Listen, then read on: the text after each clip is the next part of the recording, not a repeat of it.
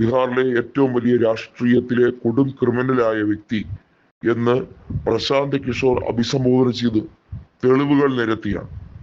കൃത്യമായി പ്രശാന്ത് കിഷോർ പറയുന്നുണ്ട്, ഇങ്ങനെയൊക്കെയാണ് സാമ്രാട്ട് ചൗധരി ബീഹാറിനെ വീണ്ടും കൂടുതൽ ദുരിതത്തിലേക്ക് തള്ളിവിടാൻ പോകുന്നത്. വിദ്യാഭ്യാസത്തിന്റെ കാര്യത്തിലായിരുന്നാലും ആരോഗ്യ മേഖലയുടെ കാര്യത്തിലായിരുന്നാലും അതുപോലെ മറ്റു പല മാനദണ്ഡങ്ങളിലും ദേശീയ ശരാശരിയേക്കാൾ വളരെ വളരെ താഴ്ന്നു നിൽക്കുന്ന ഒരു സംസ്ഥാനം.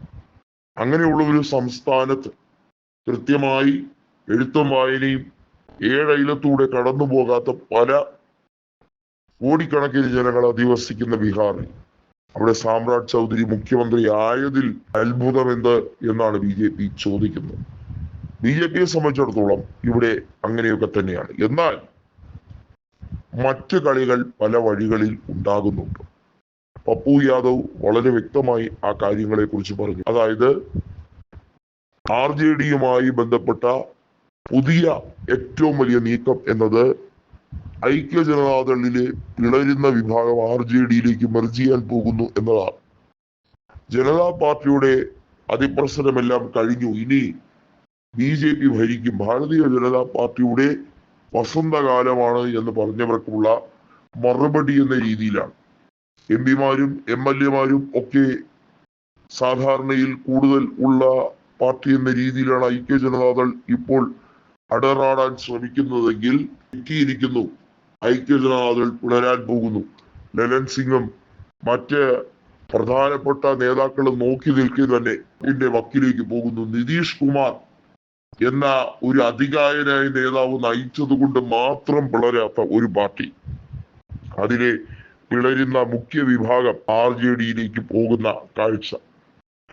ന്യൂനപക്ഷങ്ങളെ വിശ്വാസത്തിലെടുക്കാത്ത JDU, ഹിന്ദുത്വ അജണ്ട ഊട്ടി ഉറപ്പിക്കാൻ ശ്രമിക്കുന്ന JDU, കുർമി വിഭാഗത്തെ പോലും പരിപൂർണമായി വിശ്വാസത്തിലെടുക്കാൻ കഴിയാത്ത നിതീഷ് കുമാർ.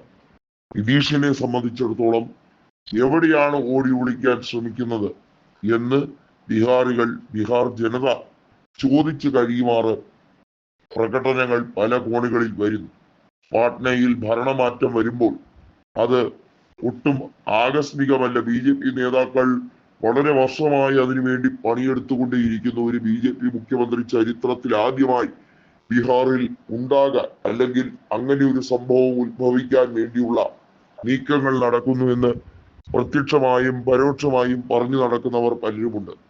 എന്നാൽ അതിനേക്കാൾ ശരവേഗത്തിൽ സംഭവിക്കാൻ പോകുന്ന ഒന്ന്, സാമ്രാട്ട് ചൗധരി അധികാരത്തിൽ കയറുന്നതും ഇവിടെ പ്രതിപക്ഷം കൂടുതൽ ശക്തമാകുന്ന രീതിയിൽ RJD വീണ്ടും കരുത്ത് പ്രാപിക്കാൻ പോകുന്നു. ഒറ്റയടിക്ക് ഐക്യ ജനതാദളിലെ MLA മാരിലെ പിളർപ്പ് അതായിരിക്കും നിതീഷിന് സാക്ഷ്യം വഹിക്കാൻ പോവുക.